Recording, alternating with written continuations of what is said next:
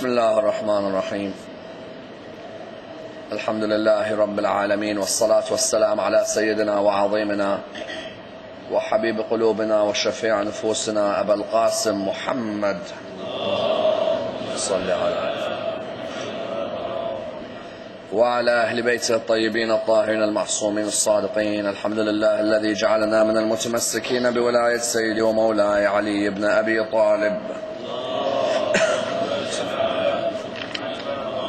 الحمد لله الذي هدانا لهذا وما كنا لنهتدي لولا أن هدانا الله. أما بعد, respected scholars, brothers and sisters, Assalamu alaikum wa rahmatullah wa barakatuh. We continue in our examination of the life of Luqman, and yesterday we had examined the fact that Allah subhanahu wa ta'ala had given Luqman hikmah, and we sought to see the different definitions provided for us about hikmah, and that part of the wisdom which Allah subhanahu wa ta'ala gave Luqman was the fact that Luqman was one of the most thankful servants of Allah subhanahu wa ta'ala, and that shukr or thankfulness is a sign of one accepting or one recognizing the blessings which Allah subhanahu wa ta'ala gives them. Hence we say in Salah, Ihdina as-sirat al-mustaqim, sirat al-ladina an'amta alayhim. We seek to be alongside those people who Allah subhanahu wa ta'ala has blessed. Let's continue with the discussion to see what he begins to speak with his son about. وَإِذْ قَالَ لُقْمَانُ لِإِبْنِهِ وَهُوَ يَعِظُهُ يا بني لا تشرك بالله إن الشرك لظلم عظيم. The religion of Islam recognizes that the child is a blessing from Allah subhanahu wa ta'ala, and indeed it's one of the greatest blessings that only people without children can really vouch for the fact of how much they would want a child in their world. And that those of us who do have children, of course the Quran tells us that our wealth and our children are a fitna, they are a test for us. And like every test, you will get grades at the end. There are those who devoted their time in revising for the exam, they will get A stars. And there are those who are negligent with their children or did not make much effort with their children. These types of people will end up with the lower grades.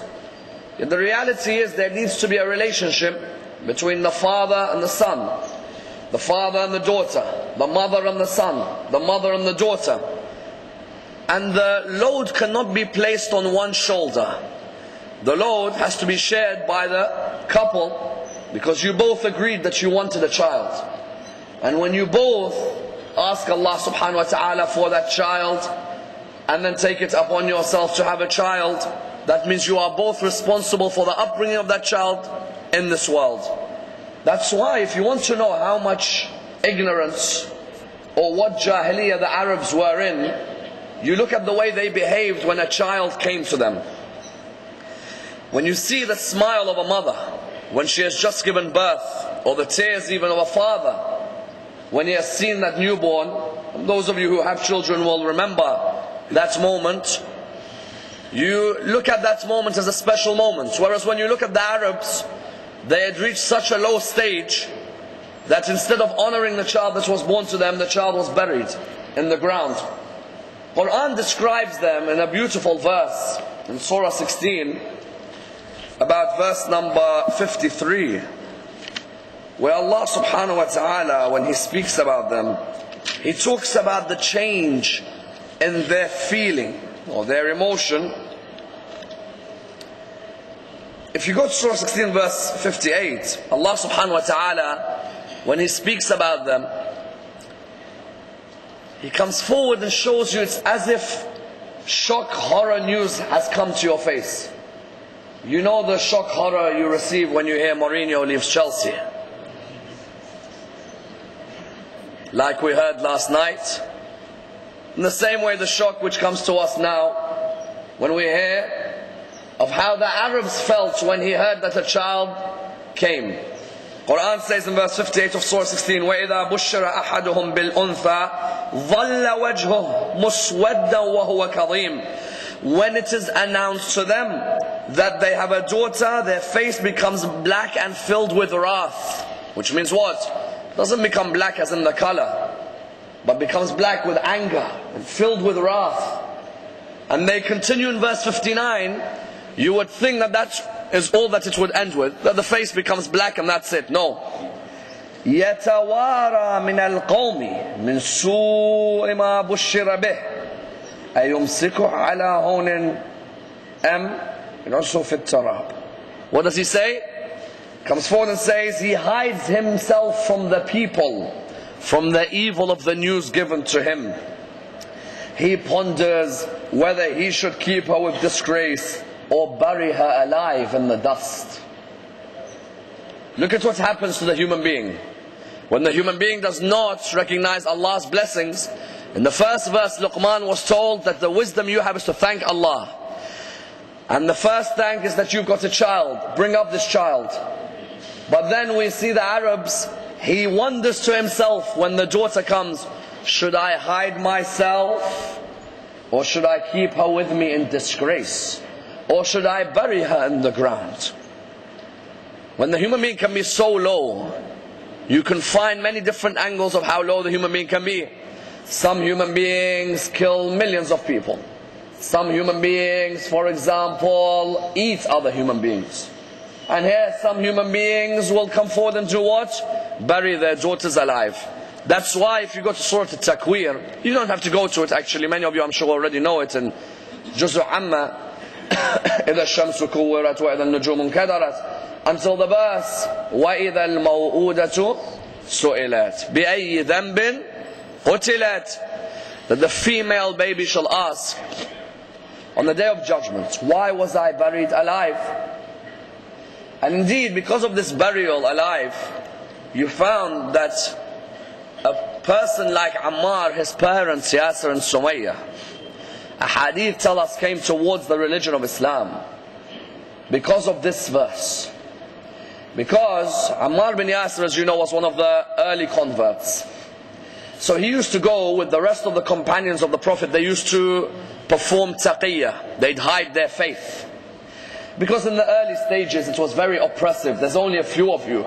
You know, Abu Dhar, Zayd, Ali, Khadija. There wasn't many of them. And so they would hide their faith. And then they'd come back home to their parents. Parents would have idols in the house.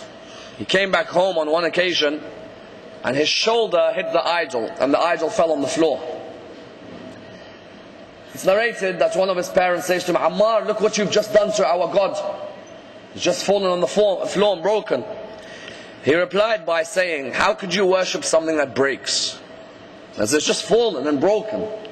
Again, this important point about shirk, that those people come and tell me, why can't I eat so-and-so's food?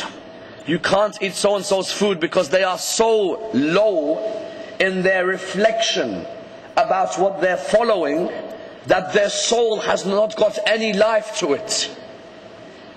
You're just with people who follow rituals, whereas you want to be around people who are reflecting, why am I following a statue that I claim is going to give me rizq when I can come with an axe and break the statue?